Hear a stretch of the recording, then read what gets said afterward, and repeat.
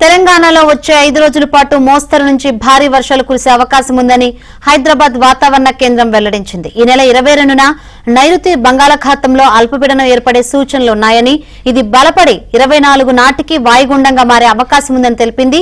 శుక్రవారం దక్షిణ ఛత్తీస్గఢ్ నుంచి కొమరిన్ ప్రాంతం వరకు కొనసాగిన ఉపరితల ఆవర్తనం శనివారం దక్షిణ ఛత్తీస్గఢ్ నుంచి తెలంగాణ, రాయలసీమ మీదుగా దక్షిణ అంతర్గత కర్ణాటక వరకు సగటు సముద్ర మట్టానికి 3.1 కిలోమీటర్ల ఎత్తులో కొనసాగుతుందని తెలిపింది. ఈ ద్రోణి కారణంగా రాష్ట్రంలో అక్కడక్కడ భారీ వర్షాలు పడే అవకాశం ఉందని వివరించింది.